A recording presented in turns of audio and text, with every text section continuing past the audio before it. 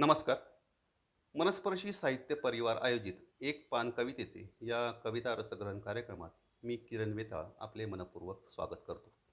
आज आपण पाहणार आहोत मंगेश पाडगावकरांची एक धमाल कविता ज्याचं नाव आहे तुमचं काय गेलं. पाडगावकरांविषयी वेगळं काही मी सांगायची गरज नाही. आपण थेट कवितेकडेच वळूया. कवितेची सुरुवात बघा. त्यानं प्रेम केलं किंवा तिनं प्रेम केलं, मग करू दे की. मला सांगा त्यात तुमचं काय केलं.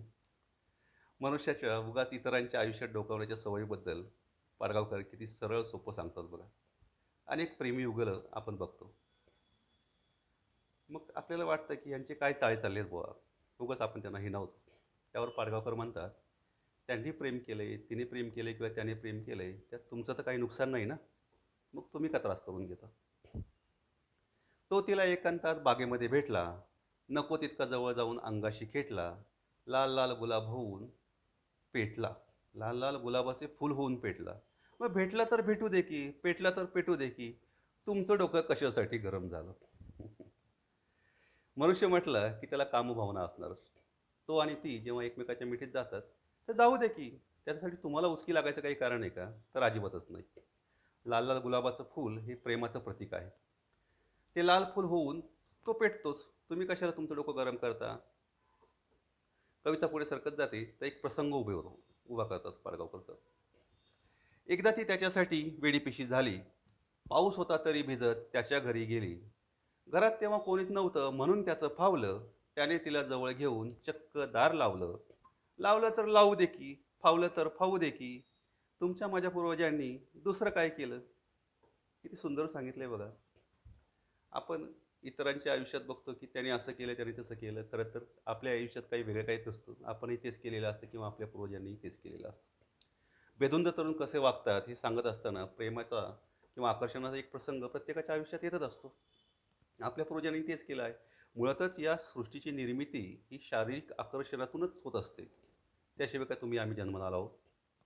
कविता पुढे सरकते तेव्हा काही गोष्टींवर प्रकाश टाकतात पाडगावकर की घरात जागा नसते त्यांचं चालणार ना टॅक्सीत प्रकरण. ते थोडंच बसणार आहेत पाणीचं घोकत व्याकरण. गुलाबी थंडीचे परिणाम हे होणारच. कुणीतरी कुणाला जवळ ओढून घेणारच. घेतलं तर घेऊ दे की, व्हायचं ते होऊ दे की, तुमच्या घरचं बोचकं त्यांनी थोडं उचलून नेलं. या कडव्यामध्ये बाहेर सुरू असलेले सर्व प्रेम प्रकरणं अनैतिकच असतात असं नाही, तर कधीकधी वैयक्तिक समस्यामुळेही मनाचा कोंडमारा होत असतो. तसेच जागेच्या समस्यामुळे मनातील भावनांचा गुलाबी थंडीचे परिणाम होणारच. या वाक्यामधून निसर्ग आपले काम करत राहतो. माणसाने आपल्या नैसर्गिक भावनासुद्धा तो काही थांबवू शकत नाही. कामभावना ही सुद्धा नैसर्गिक भावनाच आहे. कानटोपी घातलीत म्हणून फुलं काय बोलणार नाहीत.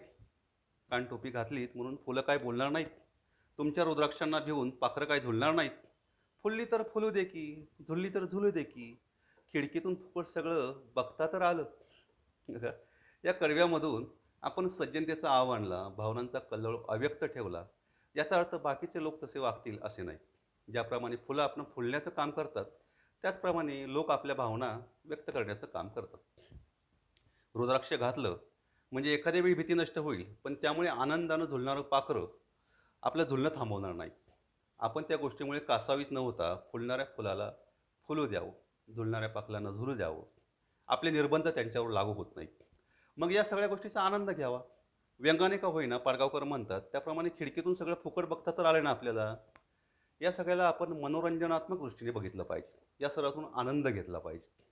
ज्या गोष्टीला आपण काहीही करू शकत नाही त्यामुळे त्या गोष्टीचा आपण स्वतःला त्रास करून घेण्यात काहीही अर्थ नाही. इतक्या सुंदर आणि सोपा अर्थ या कवितेमधून त्यांनी मांडलेला आहे. आता ही कविता आपण एकत्र वाचूया. त्या कवितेची मजा बघा किती छान आहे. त्यानं प्रेम केलं किंवा तिनं प्रेम केलं, करू दे की. मला सांगा त्यात तुमचं काय गेलं. तो तिला एकांतात बागेमध्ये भेटला, नको तितक्या जवळ जाऊन अंगाशी खेटला, लाल लाल गुलाबाचं फूल होऊन पेटला. अरे भेटला तर भेटू दे की, पेटला तर पेटू दे की, तुमचं डोकं कशासाठी इतकं गरम झालं. त्यानं प्रेम केलं किंवा तिनं प्रेम केलं, करू दे की. मला सांगा त्यात तुमचं काय गेलं. एकदा ती त्याच्यासाठी वेडीपिशी झाली. पाऊस होता तरी भिजत त्याच्या घरी गेली. घरात तेव्हा कोणीच नव्हतं म्हणून त्याचं फावलं. तिला जवळ घेऊन त्याने चक्क दार लावलं. लावलं तर लावू दे की, फावलं तर फावू दे की. तुमच्या आमच्या पूर्वजांनी वेगळं काय केलं? त्याने प्रेम केलं किंवा तिने प्रेम केलं, करू दे की. मला सांगा त्यात तुमचं काय केलं?